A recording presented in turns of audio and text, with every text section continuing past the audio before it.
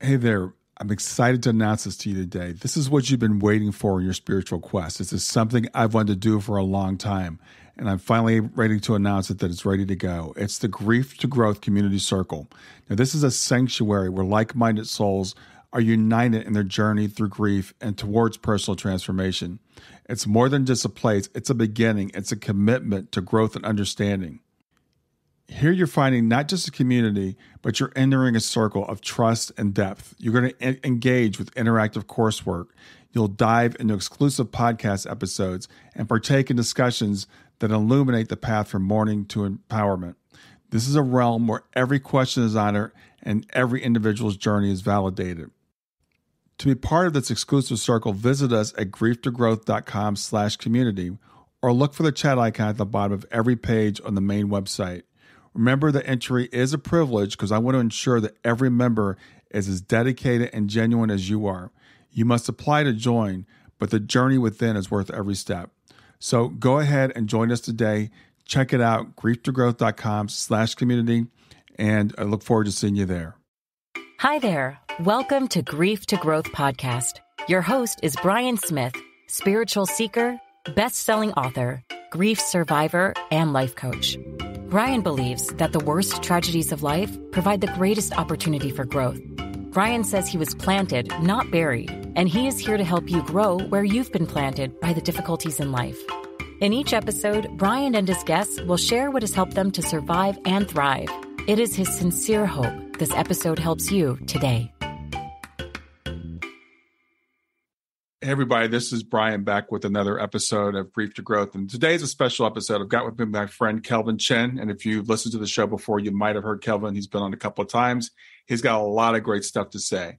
I'm going to read his bio, and then we're going to talk about the event that he's here to talk about today. So he's an author and an afterlife expert. His first book is called Overcoming the Fear of Death Through Each of the Four Main Belief Systems.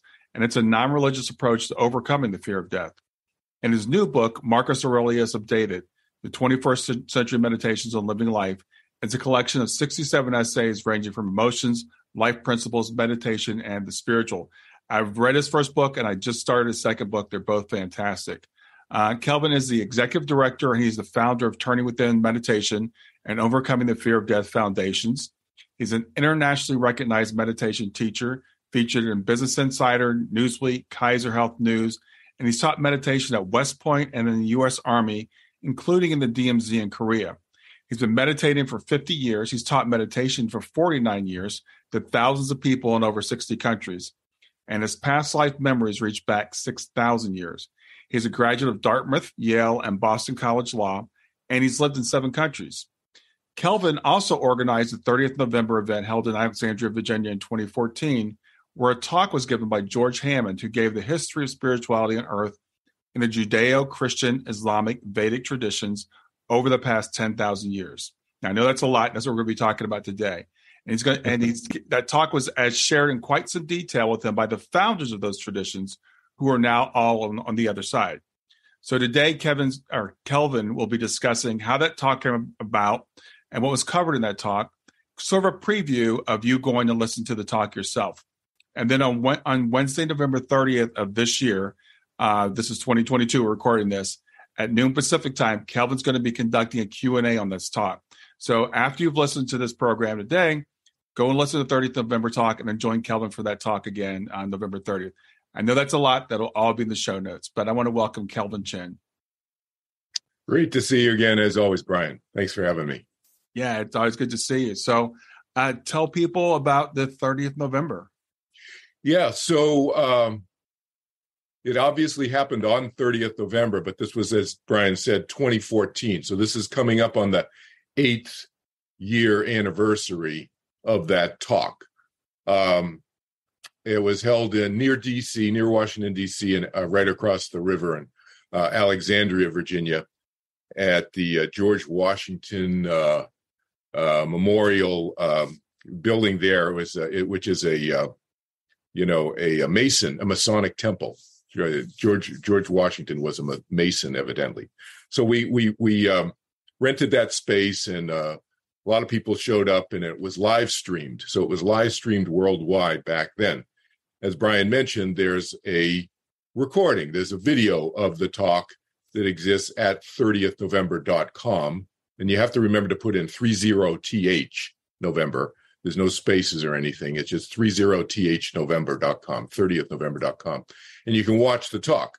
And what we're going to do today is just kind of give you a preview of the talk. And I thought, well, I'll give the preview in October now and give all of you a chance to watch this 3-hour talk that George Hammond, who I'll explain who he is and so forth in a minute, that George gave almost 8 years ago now. And then I'll run a Q&A on the 8th year anniversary, as Brian said, at the end of November, next month on 30th November, this year, next month. So what's the talk? So basically, the subject matter of the talk is the history of spirituality on planet Earth over the last 7,000 to 10,000 years, ballpark, in those 4 major traditions: Judeo-Christian-Islamic-Vedic traditions.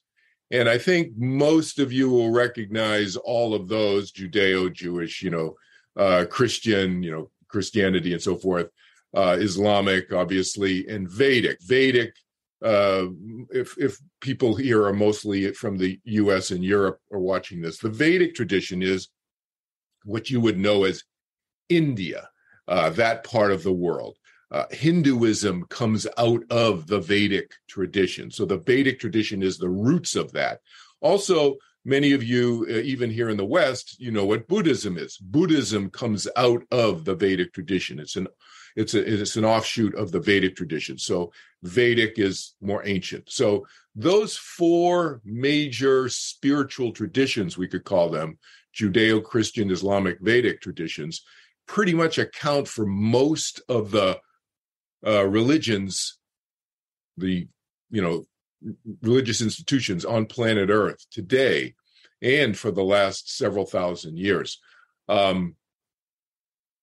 I Wikipedia'd one. I don't know why I did this, but I saw Wikipedia. It said there's 4,000 religions on planet Earth. Did you know that, Brian? 4,000 religions on planet Earth. It's crazy. Yeah, it is. I don't know what they count as, but some belief system that's X, Y, or Z, I suppose. But the 30th November talk focused on those 4 major ones. And the way it came about, let me just talk a little bit about, I made a list for myself here of kind of background points that aren't covered in the talk itself that will give those who are hearing this video kind of a leg up in terms of, just people watching it cold. I'll give you some inside, tips and kind of definitions of terms that George uses in the talk that, will help fast forward you through understanding what he's talking about. So first of all, who's this guy, George Hammond? So as I said, I helped organize the event. I was the main organizer of the event. George Hammond and I are friends this lifetime from Dartmouth College, where we both went to school. He's a couple of years younger than I am. So I introduced him to his meditation teacher this lifetime when we were at Dartmouth. We've taught meditation together. We're very, very close friends. And we've stayed in touch all those years, obviously. But who is he in the context of this 30th November talk? I want to give you a little background on him that he doesn't get into too much detail about himself here in this regard.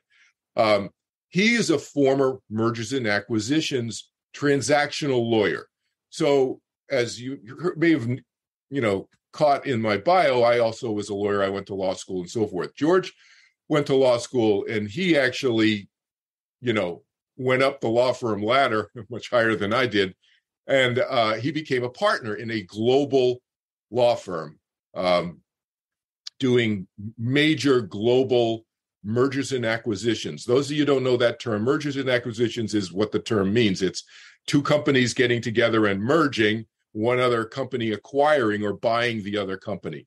And these are very, very complex legal transactions. And he did, I think I can't remember if it's $4 billion worth of mergers and acquisition deals over his 25, 30-year legal career. I say that to you because if those of you who know any lawyers or know any mergers and acquisitions lawyers who are doing global deals, you have to be very grounded. You have to have your act together. You have to be a very rational, logical, clear thinker. You have to be able to negotiate very complex deals, and you have to multitask and juggle like very complex ideas in your mind all at the same time. That's why I tell you that about him. Okay. Just as an aside, he was a senior lawyer on the biggest oil deal in Russian history that was privatized in 2004, and the CEO of that company was put in prison by Vladimir Putin. Oh, wow. And guess where all the money went. But so George has that background, okay? Stay with us. We'll be right back. Hey there, something I want to tell you about today.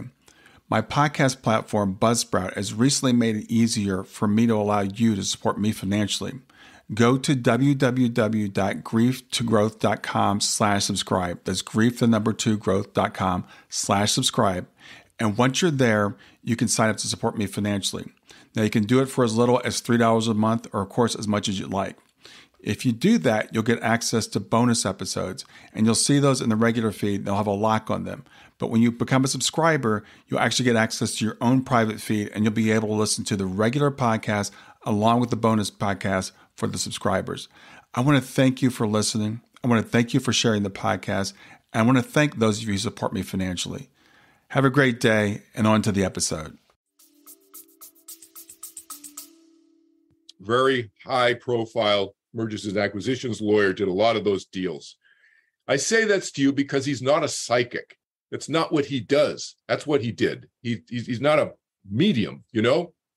Yet what happened in his house, again, keep in mind, he and I have been meditating for 50 years, you know, and he and I taught meditation together for many years back in the 1970s together, before we both went to law school, of course.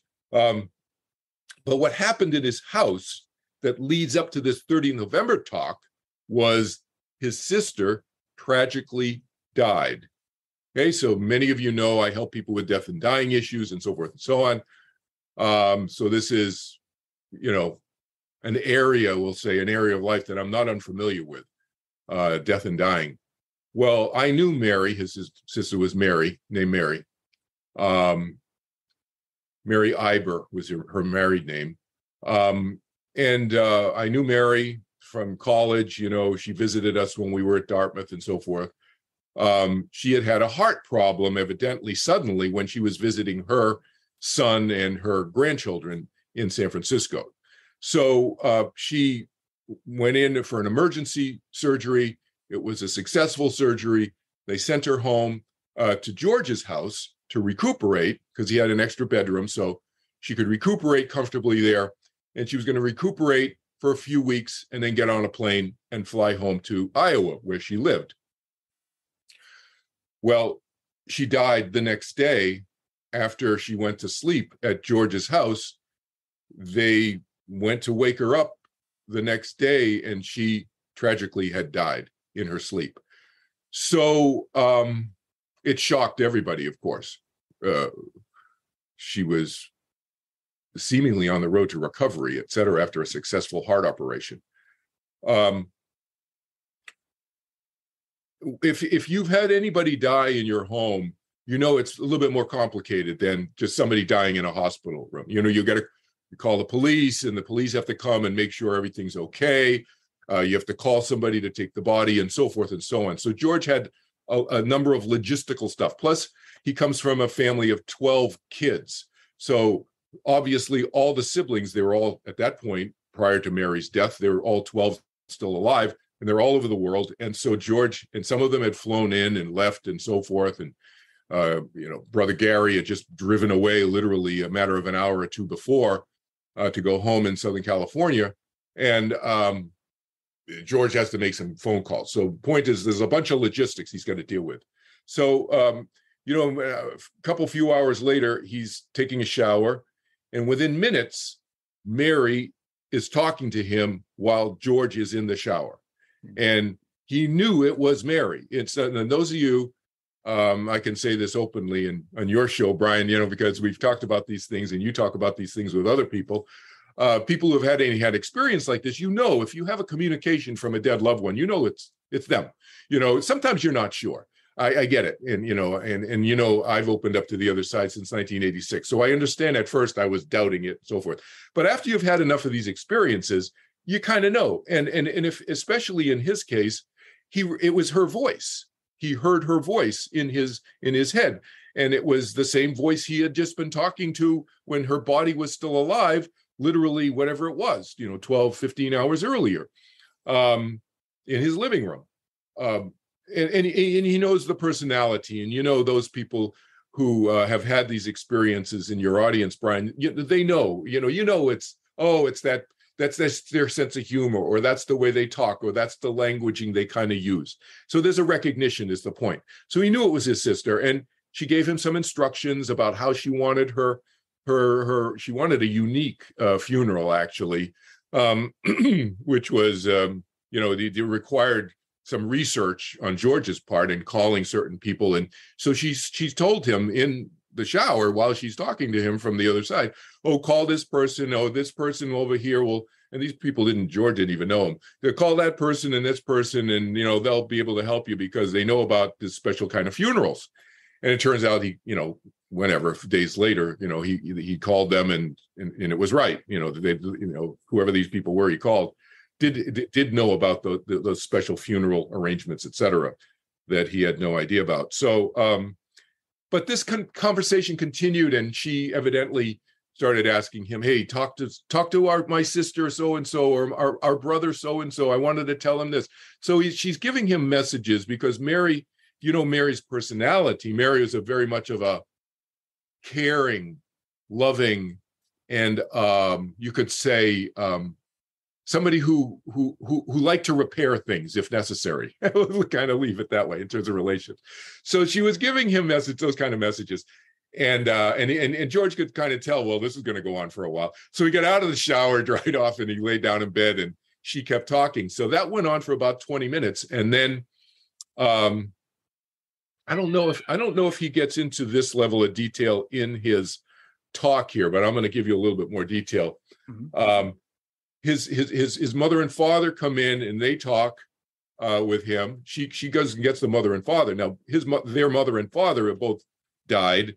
They're on the other side, and again they have a similar thing. So it's like, hey, talk to one of the kids about, your father said this when she was 14 years old, and I've been wanting him to say this to her ever since. And now she's probably 50, 55 years old. And it's like. And so those kind of parental messages were going, George was getting fed those from the parents and so forth. Mm-hmm. So that went on another 15 or 20 minutes or so.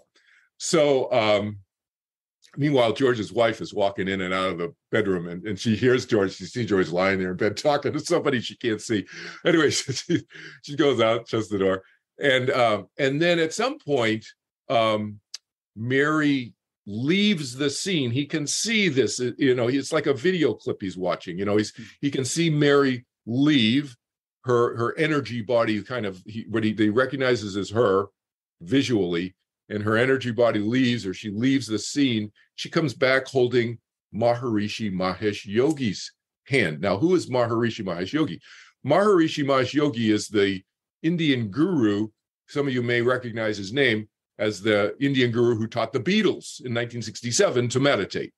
And he started the Transcendental Meditation movement and so forth, came out of India in 1959, started teaching meditation, didn't even call it TM, Transcendental Meditation back then, he just called it meditation. Then came up with the name sometime in the 60s, 1960s. He's that guy, okay? Now, Mary, George, and I, all separately, but personally, studied with Maharishi Mahesh Yogi, and we all had been TM teachers, Transcendental Meditation teachers, George and I for about 10 years in the 1970s, and Mary still since the 1970s to present, 2014, when she died. She was still very active in the organization. George and I left after 10 years. The organization went this way, and we said, no, see you later. And we still have, friends in it and so forth and so on, but we didn't want to get into all the other things that they started getting into. But Mary stayed with it. So we all have this connection from a spiritual standpoint, we could say, with Maharishi at some point in our 20th and 21st century lives. All right, that's the takeaway from the audience's standpoint.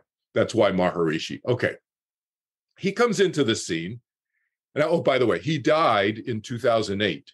So even though George and I haven't seen him since the 1970s in physical form, biological form, he died in 2008.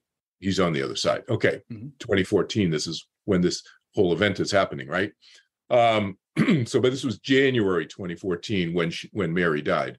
And so he comes into the scene and starts talking to George about ideas, we'll say, which we'll get into what some of these ideas were. Ideas for this 30th November talk. He wasn't calling it the 30th November talk at that point. It was just, I want you to talk. I want to share some ideas with you, basically. So this is an old teacher. So many of you have probably had an experience similar to this. You have an old teacher who's died and gone to the other side and may communicate with you and say, hey, Brian, I got these ideas I want to share with you. And you may have a conversation. That's what that was at this point in George's experience. And then his sister, Mary, left the scene. And now it's just George and Maharishi talking, one of George's old, this lifetime spiritual teachers from the 1970s. Then Maharishi says, you know what? I'll be right back. And he leaves the scene and he comes back with another one of George's old spiritual teachers, Jesus. So now it's Maharishi and Jesus talking to George, sharing ideas. The three of them basically having a conversation. That's the takeaway you want to look at it. Just using, 21st century English. There's a conversation going on amongst the three of them. And George gets into some detail, which I won't get into now, but I'll let him, I won't steal George's thunder from the talk. But he does get into some great detail in terms of what the experience of talking with them was like and what they looked like in this experience that he was having, just lying on his bed there talking to him. And that went on for about 90 minutes. And other people came, and because he had a bed, he's lying in bed, he's got his nightstand, he's got his clock right there. So he glanced at it while he was talking to Sister Mary. So he kind of knew when approximately this whole thing started. And so it went on for about 90 more minutes with Maharishi, Jesus, and then Shankara is another teacher, ancient teacher from the Vedic tradition. Those of you who don't know, you can Google him. Wikipedia's name, it's Shankara, Shankara, and Vyasa, Vyasa. So also we're part of this conversation. Now, Shankara and Vyasa turned out to be the same person. Shankara, Vyasa, it was Vyasa in a previous lifetime, many, I don't know if it's hundreds or thousands of years before, when Vyasa created the story, which is known in the Vedic tradition. Some of you may recognize it at the name of it. It's called the Mahabharata. Within the Mahabharata is the Bhagavad Gita. So many of you have probably heard, as I have heard, before I ever knew anything about Mahabharata, I knew about the Bhagavad Gita. I had heard of the Gita, Gita, the Bhagavad Gita. So many Westerners will know, oh, I've read the Bhagavad Gita or parts of the Bhagavad Gita. I know, I've heard of it or whatever. Okay. The Bhagavad Gita is part of the larger scripture or book story, the Mahabharata. That was written by Vyasa. Vyasa in a later lifetime is Shankara. So now Shankara is part of this conversation in January of 2014 with George Hammond, Jesus, John the Baptist, Maharishi. I didn't tell you that. Maharishi was John the Baptist in a previous lifetime. those of you who know anything about the Bible, I am not a biblical scholar. So let's get this self-disclosure disclaimer right out up front. Brian, you want to ask Brian question about the Bible? You ask Brian. You don't ask me. Okay. But I did not pay attention in Sunday school. I was a bad student in Sunday school when I went to Sunday school. But evidently, I hear, and I've since read, that in the Bible, it does reference that John the Baptist and Elijah, is that right, Brian? Elijah, the prophet Elijah. Right. So were the same soul and reincarnated.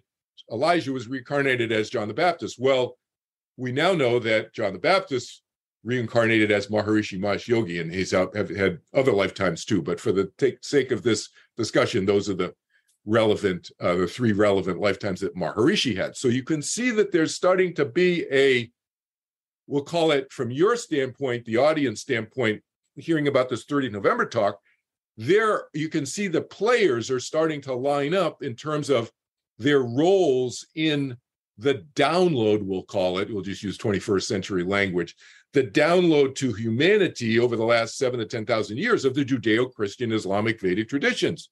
So you got Vedic people in here. You got Shankara, who was Vyasa, who wrote the Mahabharata in the Bhagavad Gita and so forth, from which much of the Hindu and so forth and Buddhist, etc., teachings come from. And then you have Elijah and John the Baptist, Jesus, etc. Okay, and now Jehovah enters the scene also, and Maharishi's teacher, who he calls Guru Dev. So I want to define this term to you because George does not get into this in his talk. So I want to give you a sense of this for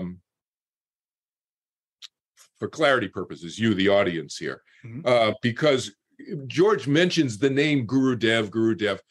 Those of you who understand Hindi or Sanskrit, Guru just means teacher. That's all that means, right? And Dev just means like, exalted one, or it's a sign of respect is what it is.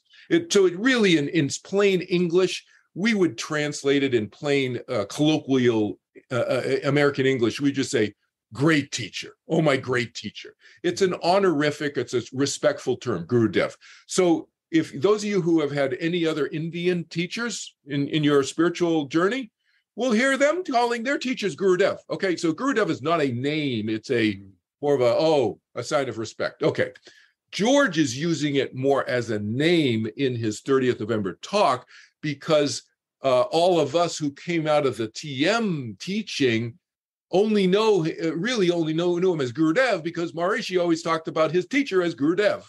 So George is using it in that way. So there's no confusion there.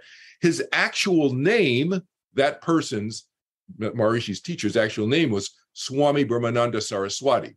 Okay, so Swami is a title. Brahmananda Saraswati. He was a very, we'll just say, a very high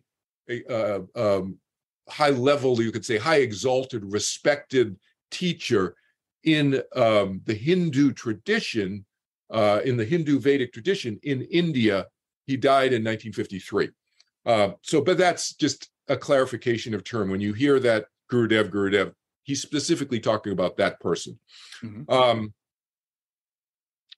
So you got these players. I've laid out a few of the players, and then there are some others there that George will talk about. I want to define another term for you, however, that he uses, that it's good for you to understand what this term means. George in his talk uses this term, holy tradition. Holy tradition, got to understand, coming out of any Vedic kind of guru teaching, whether it's the TM organization or some other organization, other gurus teaching or whatever, is a term that's used just as a respectful term of the lineage. It's a reference to the lineage of teachers before, and we give respect to the teachers before. That's the idea. That's the thinking with the holy tradition. So, I mean, I know within in the Christian Judeo-Christian world, you hear the word holy, and it tends to have a certain carry a certain kind of religious kind of connotation to it. And I understand that, but in the Vedic tradition, it more means it's this respect to the lineage of teachers, okay? So those are basically all the gurus who led up to Shankara is what is being referred to as the holy tradition. And they had a meeting on the other side when Maharishi Mahesh Yogi died. So let me give you a little bit of this picture, okay? So George gets into this a little bit. I'm going to give you a little bit more detail here. So again, I'm kind of just giving you, not talking about George's talk so much. I'm giving you more context so you have a place in which to place all of these ideas that he's going to talk about, okay? So as I said, Maharishi Mahesh Yogi died February 2008. When Maharishi died, okay, this is not in the talk, but I'm going to share with you because Maharishi has come to me since this, well, he's come to me before he died. Actually, I had an experience with him telepathically before he died. Obviously, maybe not obviously, but some of you don't know, I was an international leader in the TM organization in the 1970s. I was a national leader of the TM organization in Hong Kong. I coordinated 8 countries in Asia when I was in my early 20s. And I taught meditation, as Brian said, in the US Army and Korea and so forth and so on. So I have a history with Maharishi, is my point. And I've spent alone time with him, one-on-one in the room physically when he was in a biological body in the 1970s, many times. Been in a room with him with 25, 30, 100, 150 people, probably 1,000 times. So I've had a lot of contact with him before all of this. And then I've had contact with him since he died as well. Mm-hmm. So here's what he told us, and he's told me, and he showed me kind of the picture of what happened. When he died in 2008, he pretty much thought he was enlightened. So those of you who know anything about spirituality, you hear this term enlightened. What does that typically mean? We'll get back to Grief to Growth in just a few seconds. Did you know that Brian is an author and a life coach? If you're grieving or know someone who is grieving, his book, Grief to Growth, is a best-selling, easy-to-read book that might help you or someone you know. People work with Brian as a life coach to break through barriers and live their best lives.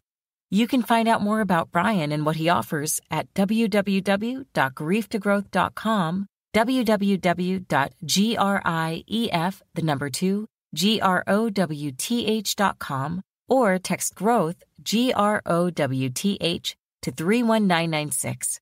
If you'd like to support this podcast, visit www.patreon.com/grieftogrowth, www.patreon.com/GRIEF2GROWTH to make a financial contribution.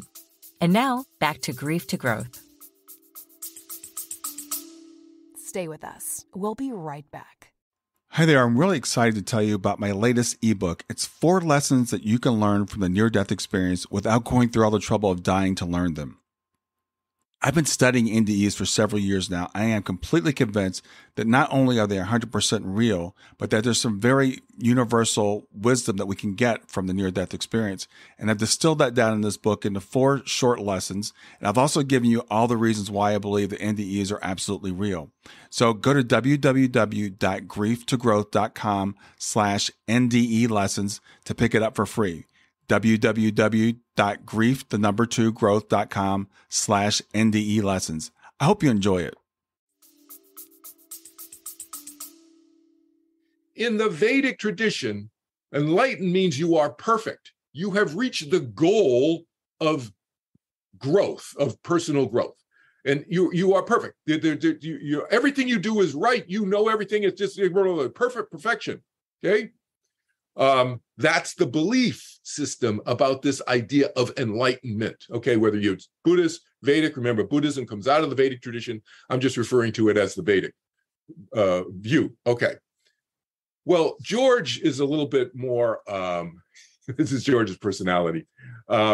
He's a little bit more indirect. I'm a little bit more direct. He's a little bit more indirect. He says Maharishi thought he had at least a 50-50 chance, thought he had at least a 50-50 chance of being enlightened. Now, Maharishi thought he was enlightened, all right? Maharishi thought, no, this is it. This is it. I'm off the wheel of karma. There's a phrase that they use in the Vedic tradition. I'm off the wheel of karma. I don't have to come back anymore. That's it. Everything I've been doing all these lifetimes before, and now this one, and I thought millions. I'm responsible for millions and millions of people learning TM alone. Never mind other kinds of meditation, but transcendental meditation alone. Millions and millions of people. There were 20 to 40,000 people a month were learning in the U.S. when I was teaching in the 1970s. A month, every month. It was crazy. All right. So Maharshi thought, I'm enlightened this time. And he dies. He biologically dies. Again, we know from other talks with Brian and other people he's had on this show, we don't die. Our soul continues. But our physical, biological body, it dies. So that died. That part of Maharshi died. All right. And now he's on the other side. And the way I describe it, and you guys kind of can get at my personality, even if you're just watching this for the first time. I'm kind of an informal guy. So it's like Maharshi's sitting there and he's like, what happened? Still Maharshi.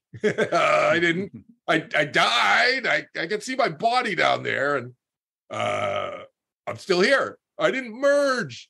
That's the idea with enlightenment, you see, is that if you physically, biologically die and you are spiritually, this is the belief system in the Vedic system, you're spiritually, mentally perfect, you've worked everything out, you're perfect now. The belief system is that you merge, your consciousness merges with the ocean, the big cosmic soup that I call it, big cosmic soup. You lose your individuality. That is the belief system. You exist no more as an individual. All right? So sometimes, actually, you and I talked about this briefly on a previous session, Brian. The idea of a water molecule merging with the ocean, I think is not a bad analogy. But you got to understand the analogy. The water molecule still retains itself as a water molecule, even though it is part of this vast ocean of water molecules. Mm-hmm. So you could still feel connected with things. I do many times, I've had that experience thousands and thousands of times. I have it now all the time. And I'm still in a physical body, last I checked. Yeah. Otherwise, we have a new Zoom feature here, yeah. But I don't think we do. The connection. So I've not lost my water molecule-ness, even though I've had that. I get the connection. So I think it's a good analogy. It's the analogy is misunderstood. The analogy of the water molecule, rejoining with the ocean and so forth. It's not a bad analogy. It's misinterpreted. So the water molecule does not lose its individuality when it's connected with all other water molecules. It is not, right? It doesn't stop being a water molecule, right? So that's a point of clarification. You can interview other people on when they use that analogy, when they say, "Well, we merge." I say, "Well, wait a minute. Does the water molecule still exist?" Yeah, it does. So that's that. So Maharishi is having that experience. He feels like, I feel so open and expanded and connected, but I still remember who I am. I'm still Maharishi. I still remember who I was. And then this is, again, the Kelvin Chin informal version of the story that Maharishi showed me. It's like these guys over in the card table in the corner of the room over there, and they go, "Hey, dude, Maharishi, come over here. We need to talk." And it's Jesus and Jehovah and Shankara and about 10 or 15 or 20 other of these gurus and ancient spiritual teachers from all these traditions who are all sitting again, I'm just making this up. They're sitting over here in the corner playing cards or whatever. Whatever. They're just sitting there chatting. But this is the Kelvin Chin insertion of humor. And Maharishi goes, and they start talking. And they have again, Kelvin Chin humor. They have a come to Jesus meeting, and they start fessing up with each other that, we didn't merge either. We thought we were going to merge. None of us have merged. None of us. None of all of these spiritual teachers. Paramahansa Yogananda's over there, and there's a bunch of Buddhist teachers over there who, from the Buddhist tradition are over there. And they said, we didn't we didn't merge either. We thought we would. We thought we were done. There is no done. That's one of the takeaways of the 30th November talk. Mm-hmm. So again, this group that you'll hear George refer to that gave him this download of information, of ideas, they call themselves the movement. And the reason they call themselves the movement is simply because 7,000 to 10,000 years ago, when they all started chatting with each other on the other side, so about humanity, they said, wow, if we could get any movement at all in a positive direction, we've accomplished something. So that's why they started calling themselves the movement, evidently. And this talk, 30th November 2014, that you can see on the website, is the result of that discussion amongst those members of the movement that I've kind of elucidated to you here. Yeah. It's fascinating to me, and so as someone who's listened to the talk, and it is, as you said, it's about 3 hours long. So I broke it up into chunks. I walk every morning. I listen to it. Yeah. There's some concepts I think we have, like when you mentioned Jehovah was there, and so a lot of Christians equate Jehovah with God, and God being a perfect being.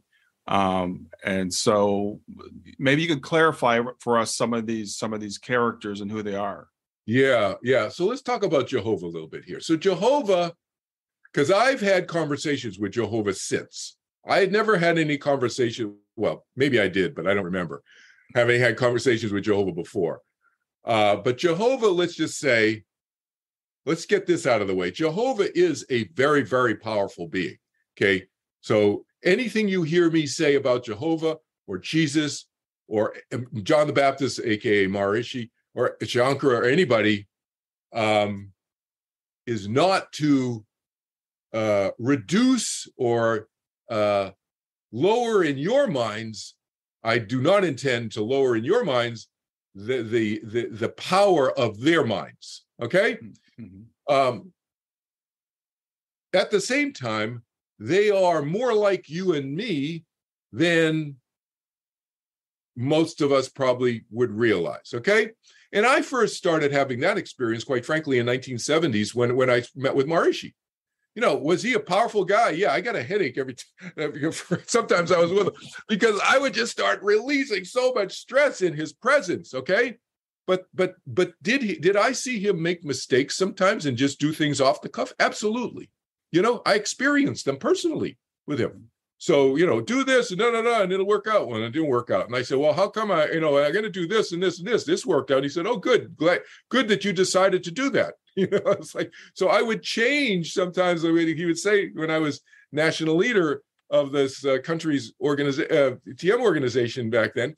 I'd say, no, I'm going to do it this way. And he said, well, okay, how'd it work? And I said, well, it worked. He said, oh, good. I'm glad you did that. So it doesn't take away their power by that little story that I just told you. That's happened over millennia, okay, with each of them. All right. That said, Jehovah does not view himself as capital G God in the way that many of us do or did. All right. He's a very, very powerful mind, very powerful consciousness, soul, spirit, consciousness, whatever word you want to use. I use simple English. I use the word personality or mind. He's very, very powerful, very wise, loving, all of that people probably know about him, think about him. I think that's all accurate. Mm-hmm. But does he have the answers to everything? No. And so that's what he means, capital G God. So he's not. He doesn't view himself that way. That said, he's okay if people want to continue viewing him that way. It's okay. He's not here to change. I'm not here to change belief systems. He isn't. George isn't. None of the members of the Holy Tradition are here to say, thou shalt. That whole approach, the thou shalt approach that existed 7,000 to 10,000 years ago, has changed. That's one of the major messages of the 30th November 2014 talk, is this notion of free will, is that letting people figure things out. And Maharishi convinced the other members of the movement, to his credit, in 2008, right after he died, he convinced them to be more open and transparent with all of us. And then they gave this download, and they talked about the prophetic approach. For example, you hear that at the beginning, George, the 30th November talk.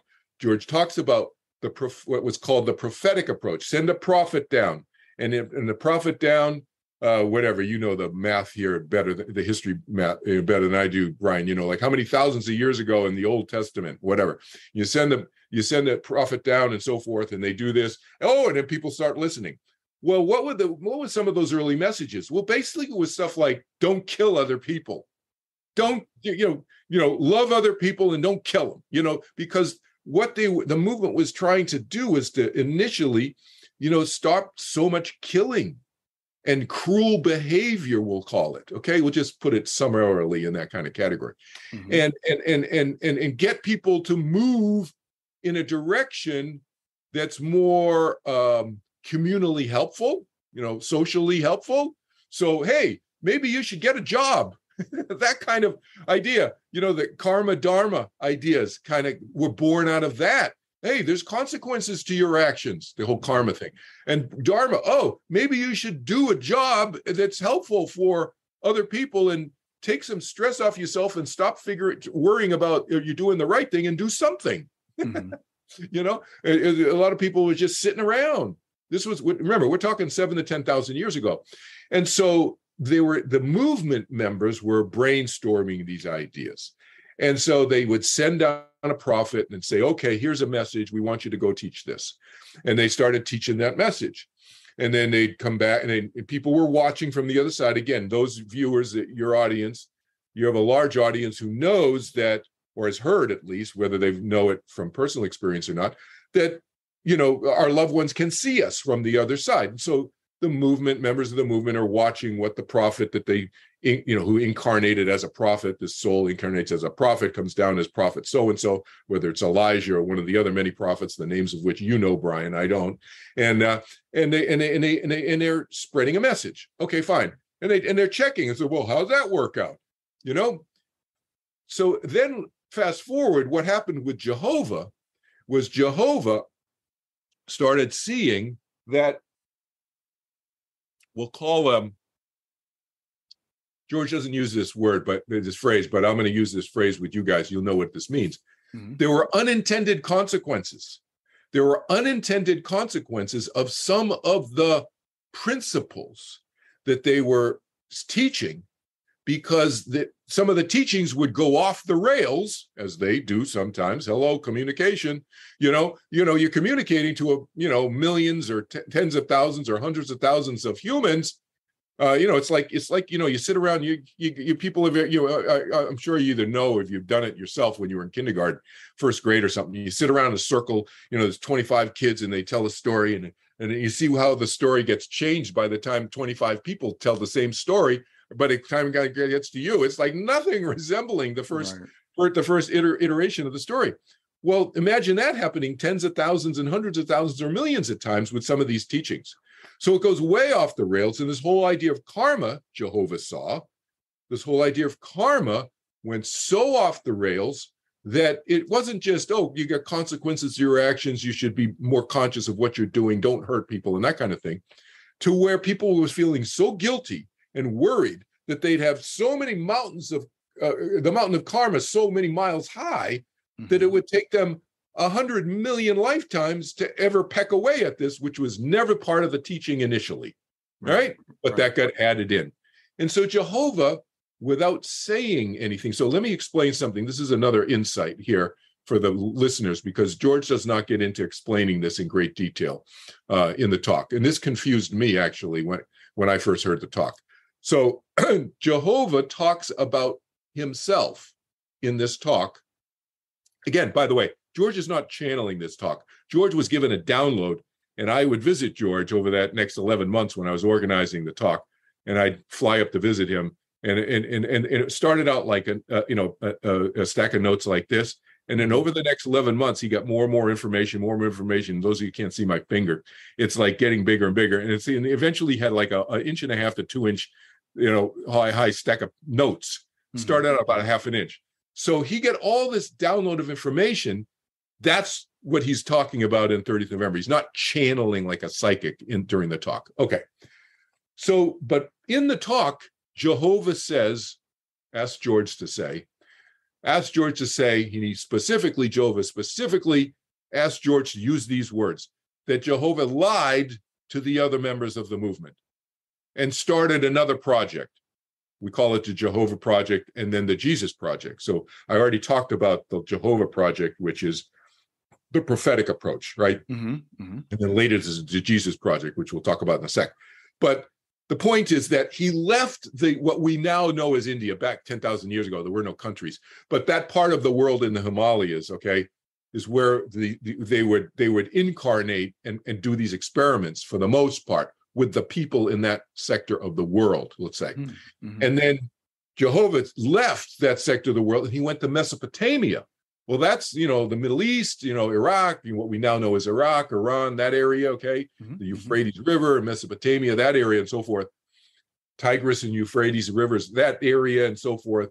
And then what we now know as Nazareth, Jerusalem, Middle East, Lebanon, etc., Israel, and so forth. Okay, Syria, that area. All right. He left the Himalayas and went there, Jehovah did, and he did this Jehovah and Jesus Project experiment. Okay. He says in the 30th November, he wanted George to say, I lied by not telling the rest of the group. It wasn't really a lie. I mean, the way I think of lie, he wanted that to be made clear, I think, for teaching purposes, for people who think of him as God, that he can't do anything wrong, kind of a thing. To know that he was trying to help, and he didn't tell his friends because he wanted his experiment in the Middle East to be without interference from other people. I think that's my interpretation. Okay. All right. I may be putting words in Jehovah's mouth here, but that's my takeaway. It's not really a lie. It's like, hey, I'm going to go do my thing because why? He saw, as I said, karma dharma thing going off the rails, really creating suffering in people in what we now call the Indian Peninsula. Okay, that part of Asia. So he did the Jehovah Project, the prophetic thing, and that wasn't working as well as he thought. And then he came and started the Jesus Project. That's where I got involved. So my involvement with the Jesus Project. So I'm not, I'm like an outlier. I kind of do my own thing. And but I was brought in. I first met actually George when he was part of this movement group 4,000 years ago when I was an Egyptian priest, and he was in Egypt, obviously, but he was a Jew in Egypt at the time, George, that lifetime. But he was part of this project and so forth back then. I went off, I did my own thing and so forth, and then I got recruited back in on the other side to be part of the Jesus Project. So the Jesus Project was John the Baptist, and many of you know this from, this is somewhat described in the Bible. Not everything in the Bible is, accurate. We know that because it was written many, many hundreds of years, over many hundred years, several hundred year period after Jesus died and so forth. And Paul really is the one who is the father of Christianity, not Jesus, really. And we know that from religious history. But the idea is that, the actual concept of the Jesus Project was that John the Baptist would go in and plow the field, kind of start getting people thinking more inwardly and so forth. And then Jesus would come into the picture and they would work together. That was the plan. That was the soul plan. So many of you who are watching this know the idea of soul plan. So was there a soul plan on the other side? Yes. And we call it the Jesus Project, but you can call it whatever you want. We call it the Jesus Project. There was a soul plan for John the Baptist and Jesus to come in. Now, also, some of you may know just from your biblical studies that it's true that they were cousins. So their mothers were cousins, really. Elizabeth, who is John the Baptist's mother, and Mary, in English we call it Mary, but westernized, but Miriam was Jesus's mother. Well, the two mothers were cousins, and so the Jesus and John the Baptist, the two biological children, were obviously related. Interesting. George does not mention this in the talk, but I'm going to give you guys another little insight. Mary, George's sister, who died in George's house, right? Mary, her birth name, Mary Hammond, but her married name, Mary Iber, I-B-E-R. Mary, in a previous lifetime, was Elizabeth, John the Baptist's mother. So there you go. There's all this, there's a lot of people talk about this idea of soul groups. You hear that a lot, and in a lot of these spiritual communities will talk about that. Is there a reality to it? Yes, there is. Many of us come back. My kids and I have been together, my children this lifetime I'm talking about, right? We've been together and we have independent memory recollections of that, So it doesn't always happen, but can it happen? Absolutely, yes. And so you'll see this, there's a lot of weaving in of personalities in this spiritual movement that we're talking about here. They call themselves the movement, that have worked together for many thousands of years, including actually all of the 12 apostles and many of the 20 to 30 to 50 others who don't get any name recognition. They don't get any props in the Bible. Right. They're left out of the Bible. There's people don't realize there weren't just 12 apostles. I mean, yeah, there were 12 main apostles. Okay, fine. But there were 20, 30, 40, 50 of us. Right. Some of you who are watching this right now, if this is emotionally what I'm talking about, if some of what I'm saying, and when you watch the 30th November talk, some people were crying in the audience when they were sitting there. I mean, just for what, why?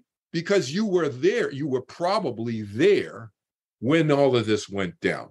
And so those of you who don't know me, you don't know how I work. I give people free phone conversation worldwide about anything.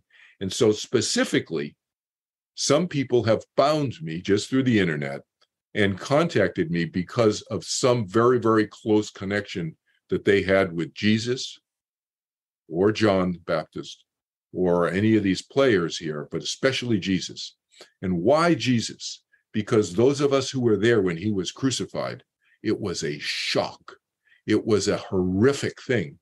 And it has scarred so many thousands of people who witnessed it then, physically, biologically witnessed it. They were there, physically there. It scarred them so deeply that they've been carrying it around for thousands of years, and many of them reach out to me and have found me, and I help them kind of work through that. Yeah, it's a very deep scar.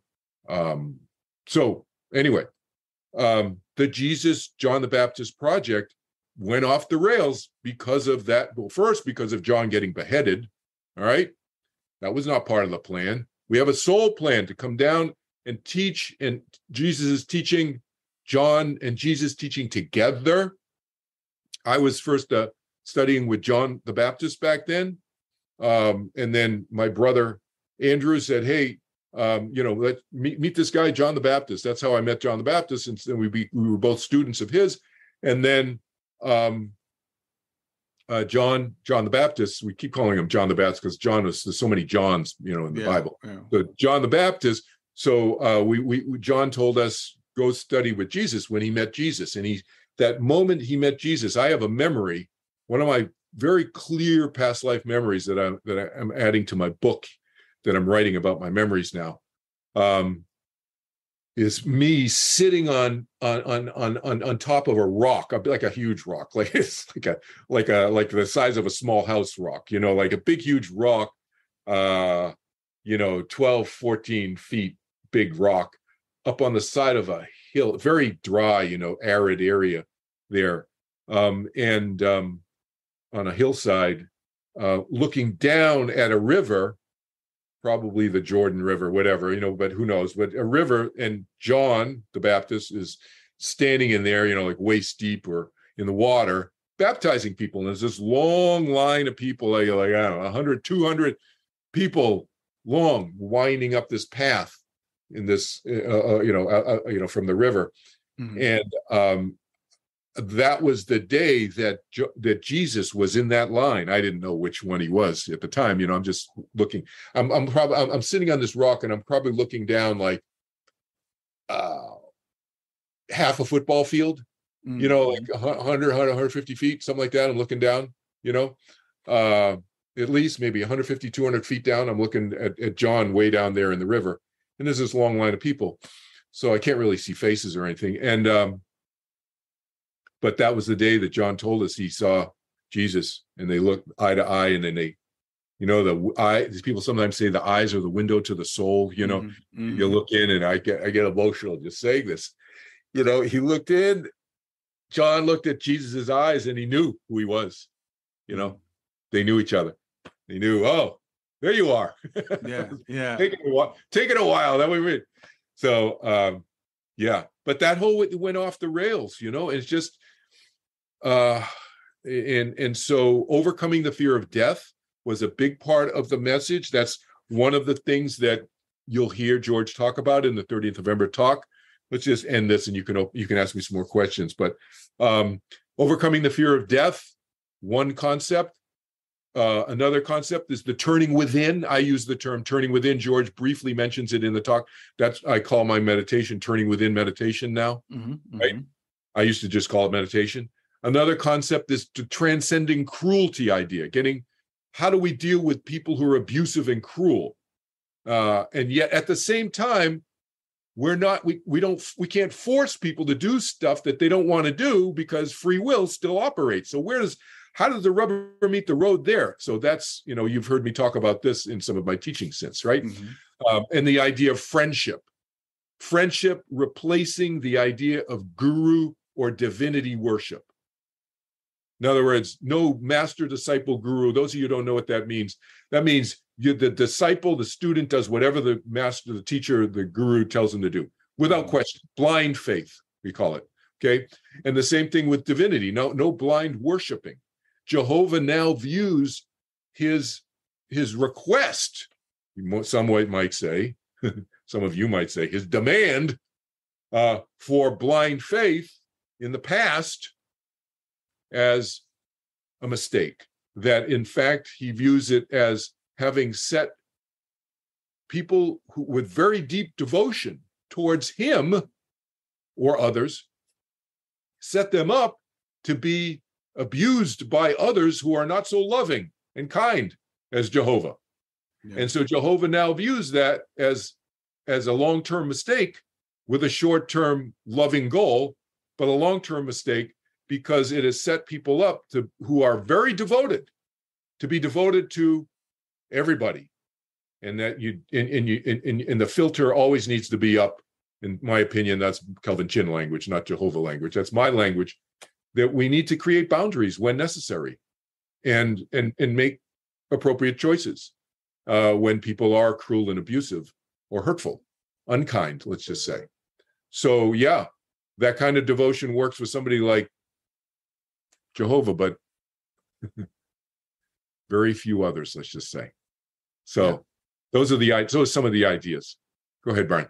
Yeah, well, I want to say I did listen to the talk. It's been a couple of years ago. I definitely want to listen to it again because there's so much there. But I find the arc of the whole thing fascinating, and the idea of various projects and how it ties together the major religions that we know about, and it kind of busts some of our myths, like Jehovah could be very, very good and very, very powerful. But we say, well, Jehovah is omniscient and Jehovah is omnipotent, where apparently that's not really the case. And I think that's a kind of an important distinction for us to make. And you could see like some of the, as you're talking, and I love Jesus. I've always been a big fan of Jesus. And you can see him trying to get this message out. And it comes through the Gospels a little bit, but then it gets crushed by the church. Right. Exactly. Yeah. Paul changed the teaching, and the whole Jesus dying on the cross to save other people and to free them of their sins and all that was a horrific, I'm sorry to say, I'll be very direct. I mean, it was a horrific derailment of Jesus's teaching. It was never part of this. And to your point about being omnipotent, if Jehovah was omnipotent, he would have stopped the crucifixion of his beloved Jesus. So they're not biological father and son, but they still do. They have a very close relationship, the two souls, the two personalities. They're very, very close. And it's as if father and son, Jesus and Jehovah, kill him. He would have stopped that if he could. But you cannot interfere with the free will choices of, in that case, probably hundreds and thousands of minds. All of the minds who were demanding that Jesus be king of the Jews were all complicit in Jesus's murder. I'm sorry, but they were. And so, there were a lot of responsibility, to be passed around there for Jesus's crucifixion. It wasn't just one person or two people, Right. Well, exactly. And I tell people, and I've been a Christian. I was raised as a Christian my whole life, and some of this stuff just didn't make any sense. That God killed his own son, or Jesus sacrificed himself. I'm like, well, if he was going to sacrifice himself, then why didn't he crawl up on an altar? Why did he have to be crucified? That doesn't make any sense to me. Yeah, exactly. Yeah. No, Paul created that. And Paul is a very charismatic person. I remember Paul, and I liked him. And he agreed to be remember Paul never met Jesus. He never knew him. He was never in his physical presence. He never heard him talk. He came on the scene 3.5 years after Jesus died. But we shared Jesus' teachings with Paul, and Paul went out and to teach, and he was a very effective teacher, very charismatic guy, and so forth. But then he went off the rails after he had this vision, and I think he may have had a vision, but it wasn't a vision. And that's when he started calling Jesus Christ. That's when this whole Christ thing, none of us, we didn't never call Jesus Christ, but that's a Greek thing, right? So Paul had this whole background in Greek. He's, spoke Greek, read and wrote Greek. It's over, it's from Tarsus, which is now Turkey part. And in his family, moved when he was 9 years old down to the area, wherever in Nazareth, Jerusalem-ish area, in that area, whatever town I can remember. But he inserted this whole concept. And he may have had a vision, and Jesus may actually have come to him and said, Paul, what the heck are you doing? Killing my people. What are you doing? Right. One of my friends this lifetime, who I've met fairly recently, was stoned to death. And remember back then, 2,000 years ago, and remembers Paul sitting on a stool, leaning against a stucco wall, with a smile in his face while he was being stoned. My friend this lifetime was being stoned 2,000 years ago, stoned to death, for teaching Jesus's teachings. Right. Paul was sitting there watching him. So, I mean, really, so no wonder Jesus came to Paul and said, hey, what are you doing? But then Paul conflated that and expanded that into this whole notion that he derailed the teaching, but created this great path towards what we know as Christianity today, which is not Jesus's teaching. Yeah, exactly. So to me, again, as I hear this, it makes sense that there would be another go round, right? And so these beings that some people worship as being omnipotent, omniscient, omnipresent, all those things, they're still experimenting, I think is the word you use. They're still trying to help guide us in the best path for humanity. Yeah, and you'll hear in the 30th November talk, again, teaser alert, you'll hear when you watch it, those of you who haven't watched it yet, you'll see that it going forward is an encouragement by these spiritual leaders of the Judeo-Christian-Islamic-Vedic traditions to live our lives exercising our freedom of free will, and at the same time making choices that are less cruel. Because why? Because cruelty does not really feed our happiness, although for cruel people, it does in the short term. But long term, it doesn't. Short term, it works for cruel people, right? They make people feel terrible around them. Oh, I feel better all of a sudden. But the takeaway, one of the takeaway teachings that, again, there's so much packed into this 3 hours. George can't get into the detail that I can get into in the subsequent talks, and we'll get into in the Q&A when we talk on 30th November after people watch this. But one of the things is to just develop and turn within and strengthen ourselves from within more foundationally, we'll say, and therefore the cruel aspects that we all kind of have, nobody's perfect, start to drop away. Mm-hmm. And so that's a takeaway that George just very lightly touches on, in the talk, because he was running out of time. He thought it would be a 2-hour talk. And the other funny thing that you guys, you'll see me in the audience, we're sitting next to my kids. But what I did was, at some point, I knew it was, because I was looking at my watch. I'm like, wow, it's like 2 hours. It's like we're already like 2 hours. I was walking around waving at George to kind of get his attention. Mm-hmm. And so we had 5 cameras there, and the manager of the video crew was like waving it. He couldn't see us because the lights were so bright. He couldn't see anything. Yeah. And so finally he looked at his watch, and you'll see at the end, he goes, "Oh my God, it's almost 3 hours." George, we're trying to get your attention.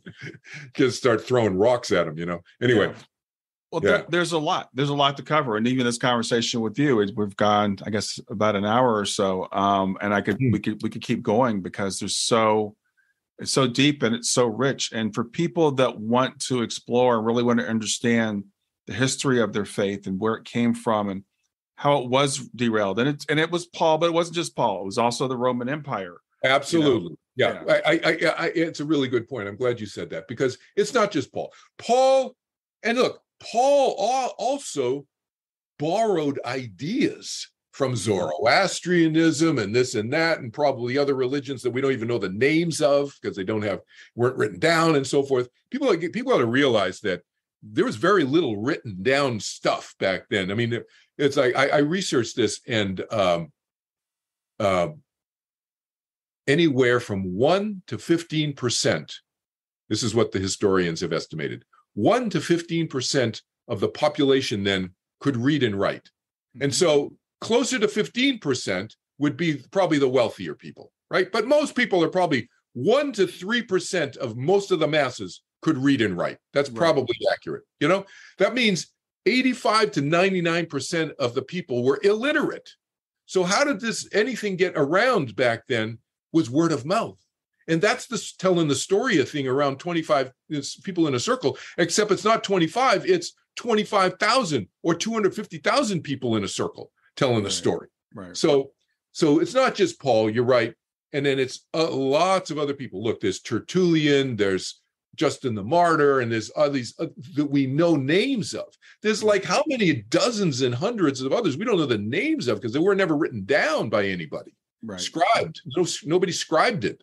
There was no scribe. And so it was just all these ideas and ideas and ideas. And then, comes together into this thing we call a Bible. They voted on that they think it's around 360-ish AD. Right. In Nicaea, you got 300 to 400 bishops, these leaders of the Christian church at the time, and they're deciding what the official Bible is going to be. Right. Before that, it was all over the place. Yeah, and they left out some good stuff. They left out the Gospel of Thomas, which is a beautiful book that should have been put into the canon. And other books that shouldn't have been in the canon, they did put in. They did put in. Yeah. I mean, the Book of Revelation, for example. Book of Revelation should never have been put in the Bible.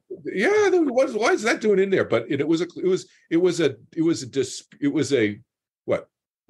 a dispute, not a unanimous vote. It was under dispute. But they voted, and the 300 or plus bishops voted, and I don't know what the exact vote was, but it was probably like 200 to 100. And it was like not unanimous that to put the Book of Revelation in with Apocalypse and all of this stuff and Yeah. And so, but it's in the Bible. So people think, oh, blah, blah, blah, blah, blah. A lot of politics going on. And you're right. It's not just all Paul's fault, but he does need to own his role in this. And he really did do a number on Jesus's teachings and do a disservice. Yeah. But anyway, so yeah, I hope this helps give you a little bit more context to the 30th November talk. When any of you in the audience, go to watch it, it's 30thnovember.com. And there's a lot more stuff, Brian. Actually, we didn't talk about this, but just a quick one sentence on this. There's a lot of stuff on that website that's not just the talk, too. You got the talk, and you got the Q&A afterwards, which goes for another 45 minutes. And then, but there's other material on there. Oh, one thing I did want to mention, there is and maybe you can put this in your description on the YouTube or wherever you put this, or wherever you put this across the internet. Put the link to the letter that I wrote. There's 3 letters that we, after the fact, we wrote this after the fact, maybe 3 or 4 weeks later. I wrote a letter, George wrote a letter, and John Moore wrote a letter. John Moore is a guy who sits, you'll see him on the video. He's sitting in a white suit, and he's in the front row, sitting alone in the middle of the, right in the front. I'm off on the side. John is sitting right there in a white suit. He and I and George did not know each other. And so he got a separate visitation from Maharishi and the movement, the group, Holy Tradition, teachers, and so forth, before, about 2 months before, I think, September or October, before the November event, they came and told him he should go, and he should tell people this is for real, and they should go. There were about, I later heard about from 20 different people around the world, because the word got around in the grapevine that I was organizing it. 20 people I didn't know were telling me from England, Australia, and blah, blah, blah, that they were getting visitations from the other side saying, oh, you should check this out, live stream it or whatever if you can't go, blah, blah, blah. Yeah. So anyway, those 3 letters that are on the website, but they're kind of buried in the website. It's under Maharishi's messages. You'll see a drop down, Maharishi's messages, and then there you'll see the 3 letters from the 3 of us. Give people a context. That's why I suggest that people read those short letters from us first. Okay. Give people a little bit more context. That's all. It'll help. Sounds great. Well, we'll put a bunch of links in the show notes, because there's a lot of information here.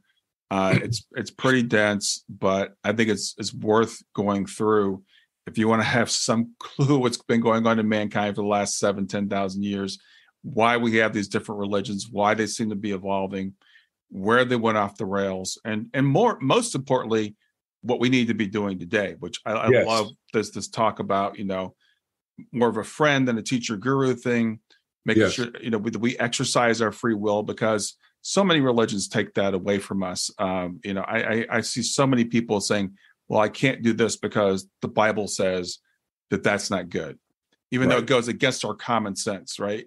We know this is, we know that makes no sense, but the Bible says it, so that's what we have to do. Exactly. Yeah. The going forward, how do we apply some of these principles?